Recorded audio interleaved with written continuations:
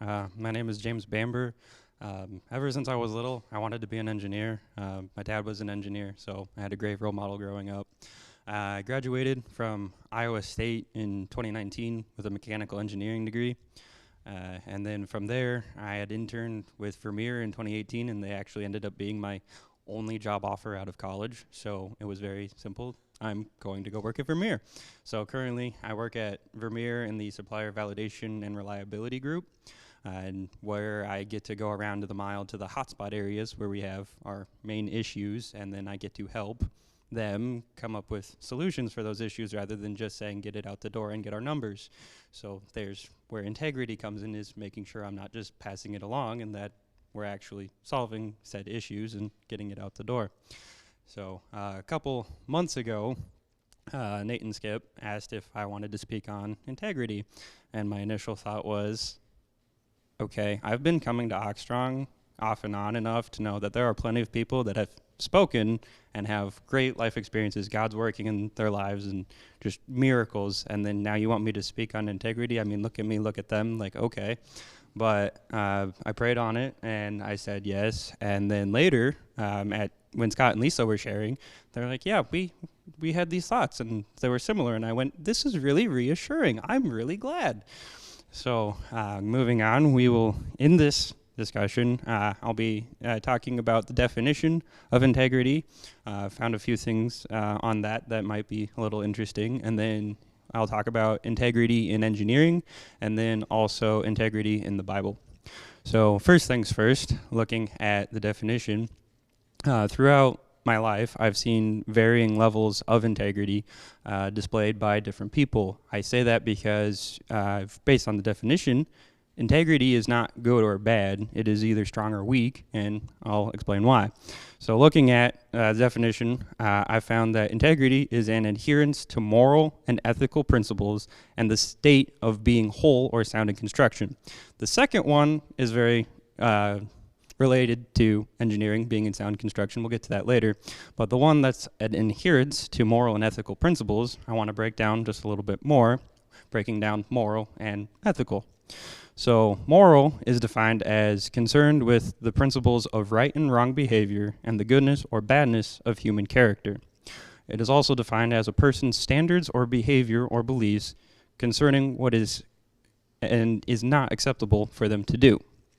Ethical, reduced to ethics, which is a set of moral principles or a guiding philosophy.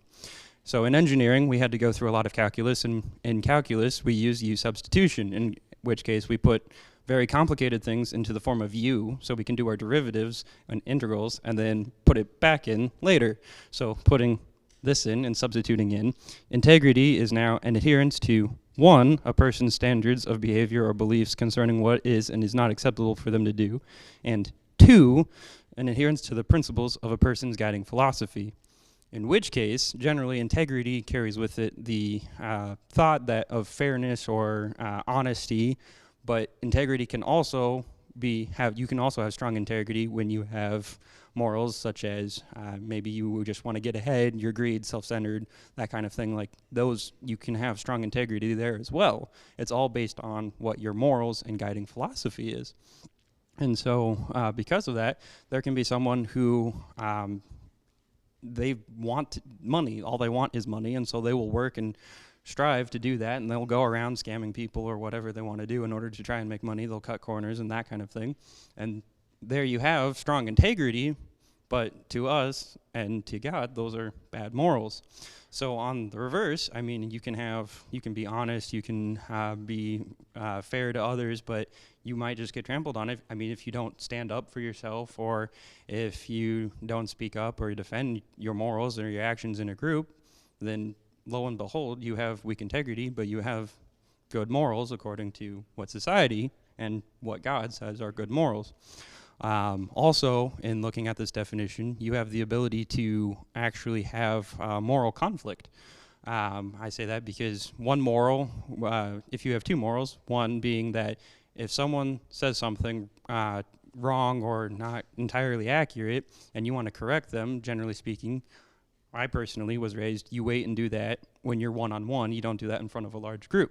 Well, at the same time, if you need to correct them or just because you want to have the accurate information out there, well, now you have two morals, your morals of truth and then your morals of holding them off to the side. Well, now you have a moral conflict. So you can both have strong and weak integrity at the same exact time. So based on your morals determines your integrity in whatever situation you're in. So those were some interesting thoughts that I took away from looking at the definition. Moving on to integrity in engineering, it's very important to have integrity in engineering. The plain examples are buildings or bridges with your construction and civil engineers.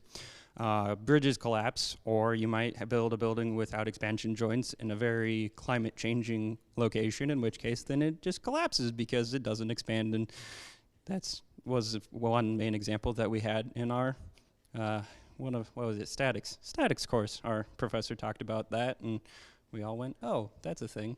So that was fun. There's a group called the Order of the Engineer, which is for all disciplines of engineering.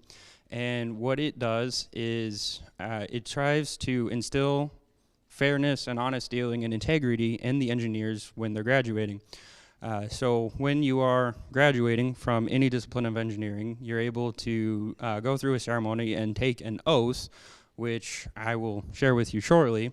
But the idea behind it was to make sure that everyone is doing their best in their utmost to uphold their profession, their discipline, and their integrity for the betterment of humankind based on the resources of Earth. So I will read that to you now. I am an engineer. In my profession, I take deep pride. To it, I owe solemn obligations.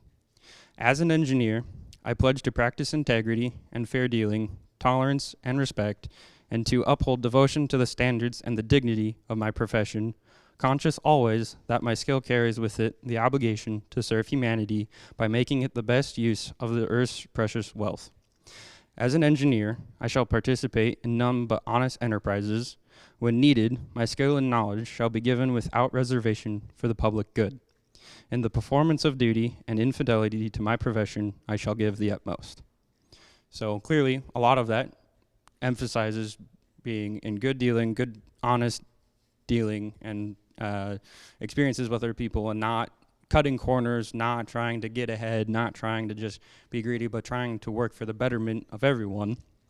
And so there are examples of many bridges collapsing, as I said, and then even some bridges, which Nate actually found a photo of.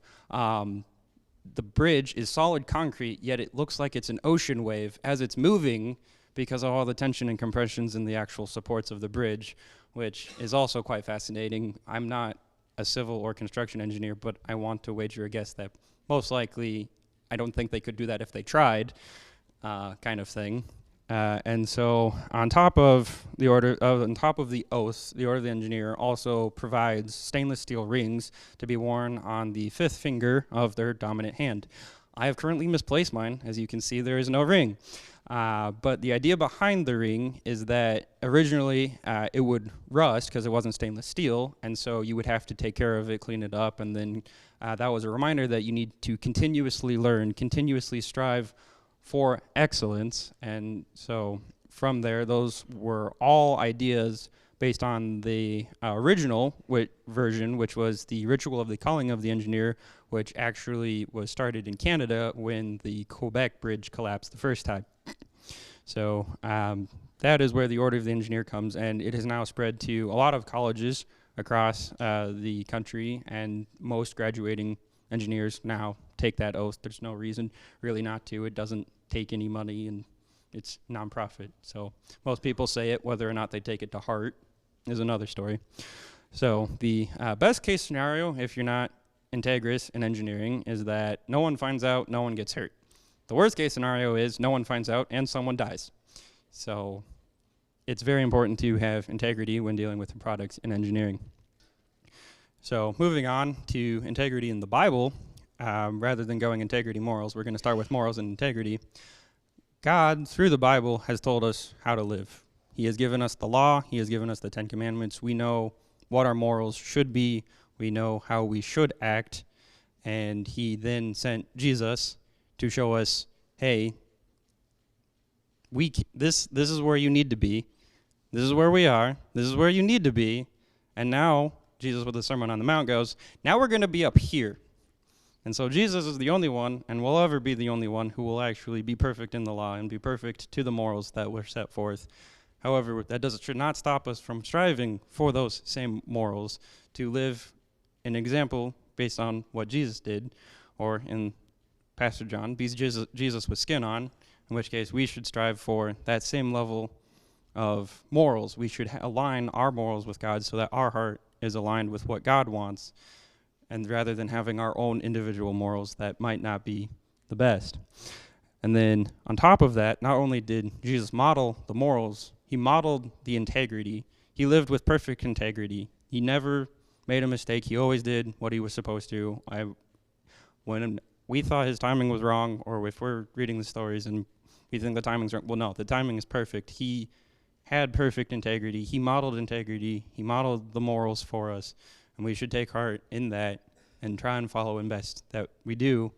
Because if we do not follow those morals or have that integrity that God did, then we just push people away from God. In essence, we're not bringing people to God as we were directed to bring people to God and make disciples. We are now pushing them away and damning them to an eternal life in hell. So in essence, we have our human duties, which are our jobs that are our day-to-day, but we also have our godly duties, which are go and make disciples and to love everyone.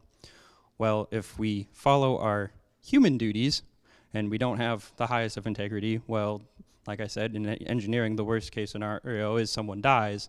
Well, if someone dies because of that, there's still a chance that someone had good integrity and brought them to Jesus. Well, in that case, they might be going to heaven, they might be going to hell. If we don't do our godly duties, now if someone messes up and then someone dies, well, there's a pretty good chance they're going to hell because we didn't do what we were called to do. So this has been a little bit short and shorter than normal other ones, but I'm hoping to leave you with a few thoughts.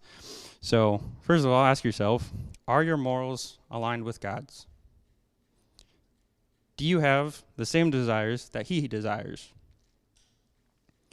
What is your level of integrity? Is it strong? Is it weak? Has it changed? Why might it be weak, and what's keeping it from being strong? Once you have those answers, talk to someone that you have a close personal relationship with and see if they have the same answers. The idea being, is what you think of yourself and what you think of your integrity the same as what people observe? So is your outward appearance and your inward feelings the same thing?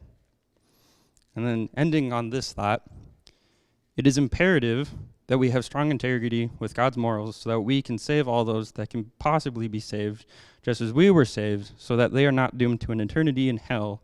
And the ability to do that starts with our hearts and aligning our morals with God's. So, thank you.